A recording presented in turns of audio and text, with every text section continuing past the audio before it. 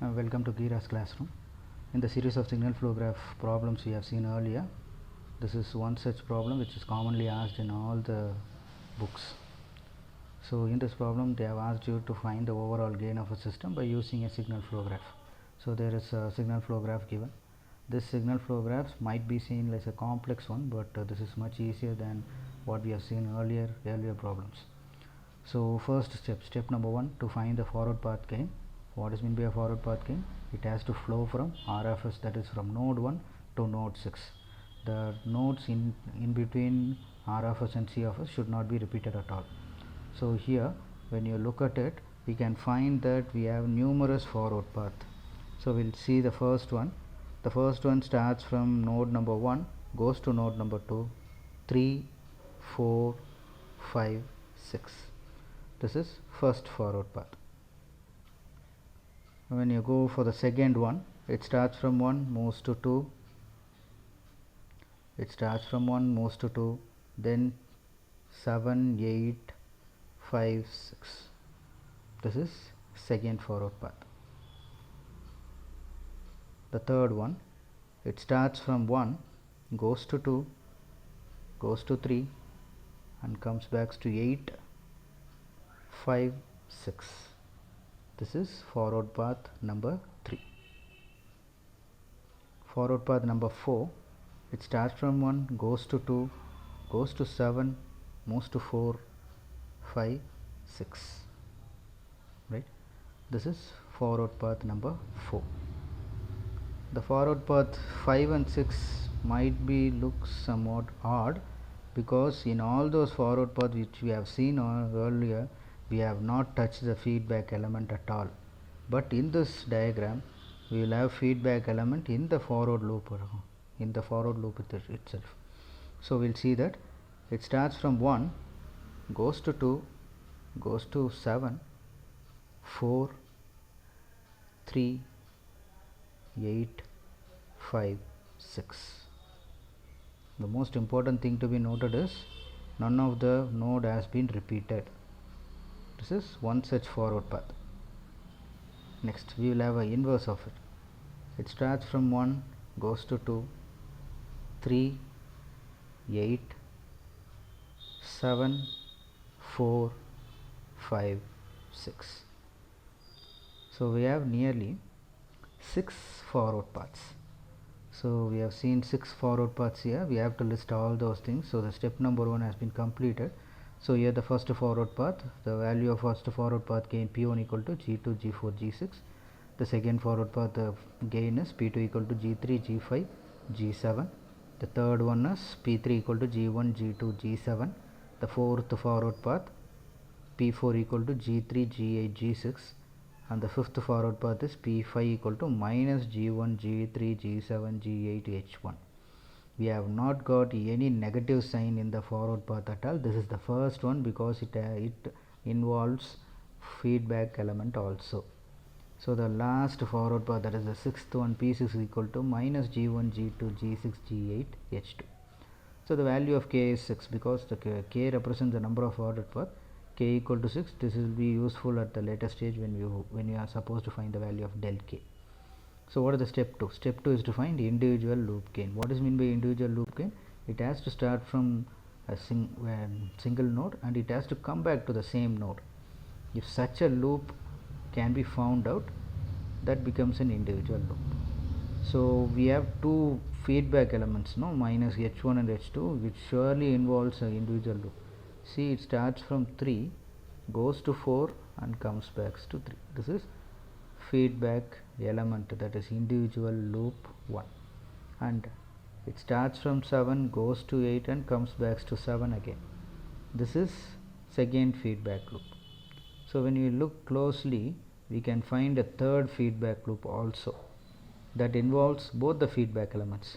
We start that it starts from 3, goes to 8,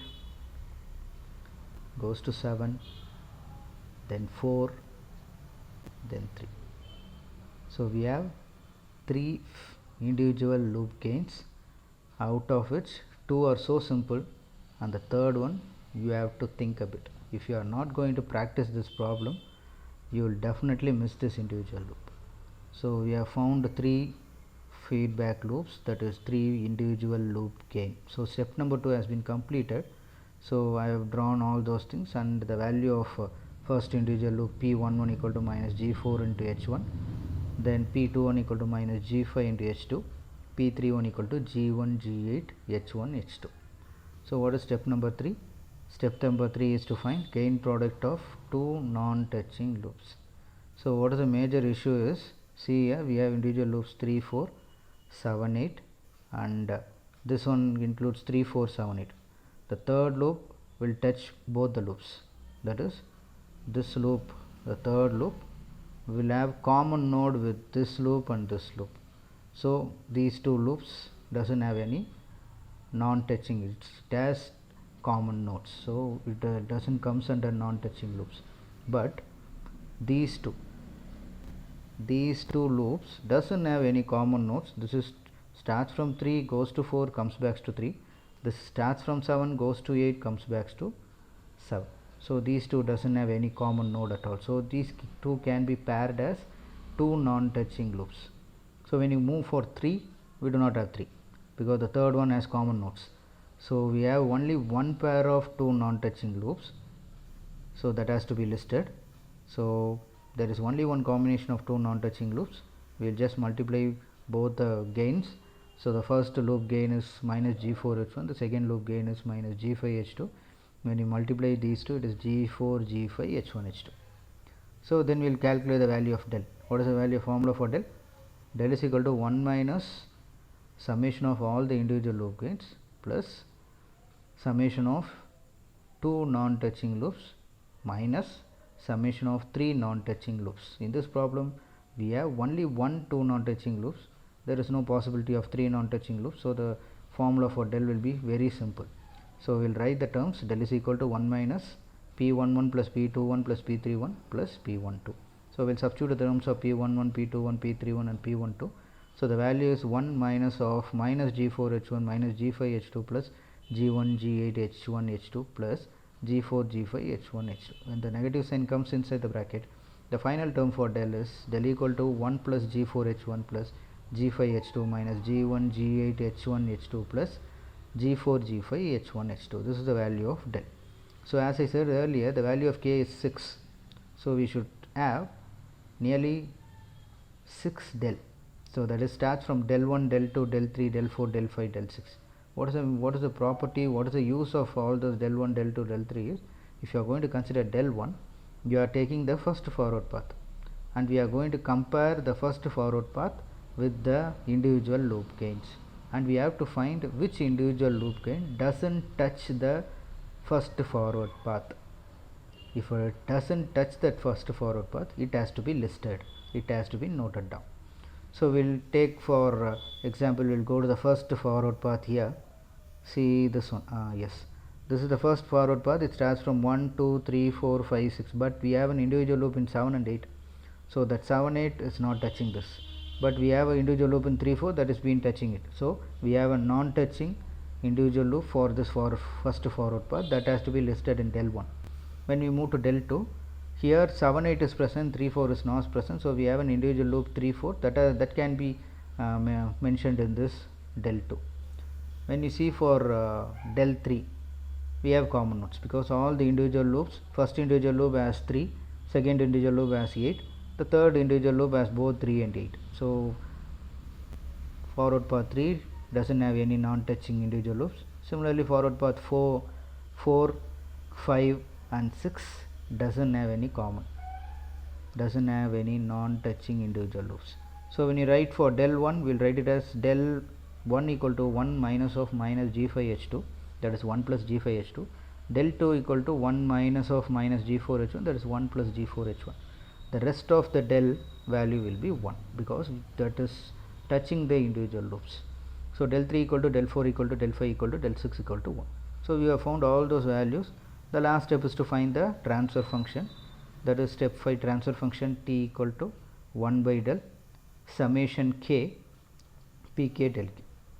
So 1 by del into p1 del 1 plus p2 del 2 plus p3 del 3 plus p4 del 4 plus p5 del 5 plus p6 del 6. So we'll substitute the terms. So the value is going to be G2 G4 G6 into 1 plus G5 H2 plus G3 G5 G7 into 1 plus G4 H1 plus G1 G2 G7 plus G3 G6 G8 minus G1 G3 G7 G8 H1 minus G1 G2 G6 G8 H2 whole divided by the value of del.